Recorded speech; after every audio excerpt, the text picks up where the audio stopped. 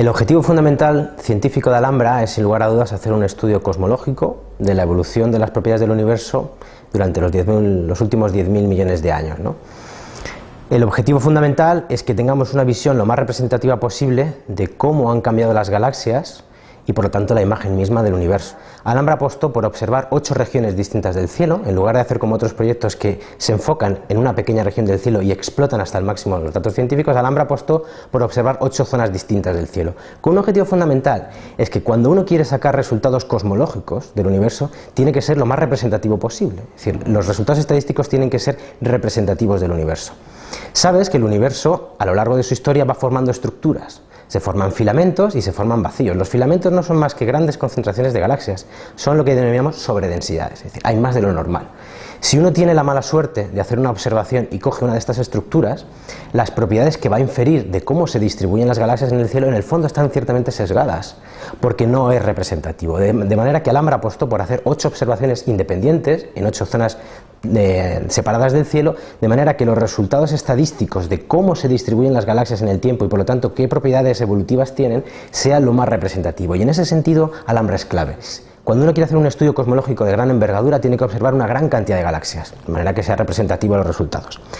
Obtener datos espectrales de una gran cantidad de galaxias implica un tiempo observacional prohibitivo, por una parte, y por otra parte, limita los estudios a luminosidades de las galaxias, es decir, nos tenemos que quedar con los objetos más brillantes. Sin embargo, cuando uno apuesta por la fotometría, es mucho más eficiente y es capaz de llegar más lejos y ver objetos que, por lo tanto, son más antiguos y retroceder en el tiempo. Entonces, la manera que tenemos mediante fotometría de calcular cuáles son las distancias de las galaxias es utilizando pequeñas ventanas de observación, que son los filtros. De esa manera podemos ir reconstruyendo cuál es la distribución espectral de energía, el espectro. Obtenemos lo que se denominan los fotoespectros o espectros de baja resolución, que nos permiten no solo identificar el tipo de galaxia que vemos, sino a qué distancia se encuentra.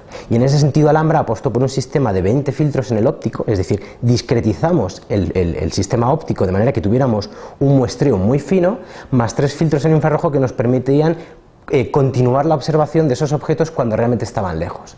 Esa es la filosofía, que con filtros, con un sistema de filtros somos capaces de llegar más lejos y a un mayor número de galaxias en un tiempo razonable.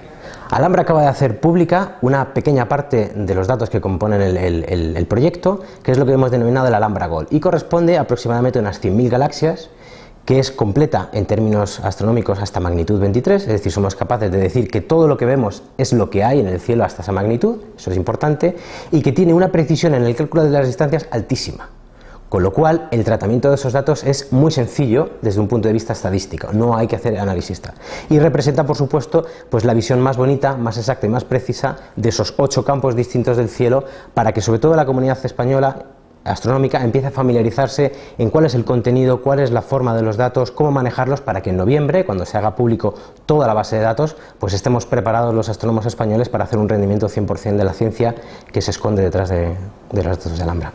Yo creo que la ciencia fundamental que va a aportar Alhambra y va a marcar una diferencia sería, por ejemplo, en el campo de la función de luminosidad. La función de luminosidad corresponde al estudio de cuántas galaxias, en función de cuánto brillan, hay en el universo. Y eso nos da una idea de cómo se han ido formando las galaxias. Y en ese sentido, Alhambra va a dar datos realmente fiables, ¿no?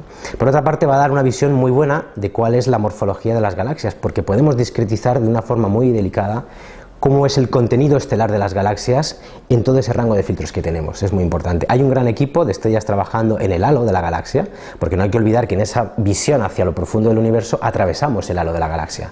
Con lo cual hay un grupo de gente trabajando en Alhambra estelar que están tratando de clasificar e identificar cuáles son las poblaciones del halo galáctico para poder compararlas con los modelos teóricos que hay de la Vía Láctea. Y eso es un paso importante, ¿no? También hay un grupo importante en Alhambra trabajando en galaxias activas, los AGNs denominados, tratando de identificar posibles nuevos candidatos, galaxias activas, remotas o cercanas, y tratar de compararlas en función de los proyectos que hay, etc. Yo creo que Alhambra proporciona, sin lugar a dudas, cuando uno la compara con otros proyectos, el resultado fundamental, digamos, el resultado científico de gran envergadura es el estudio de la varianza cósmica, fundamentalmente.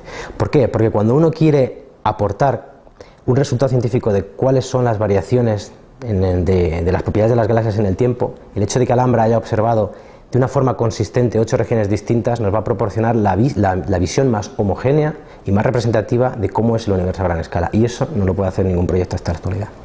Yo creo que la importancia del Observatorio de Calar Alto en Almería respecto del proyecto Alhambra es demostrar una vez más que los observatorios españoles están en línea competitiva con los internacionales, que no podemos permitirnos perder este tipo de observatorios que, como vamos a ver en los próximos meses, van a proporcionar resultados que van a cambiar los resultados científicos y serán hechos en España, con personal español, con técnicos españoles y con instrumentación española.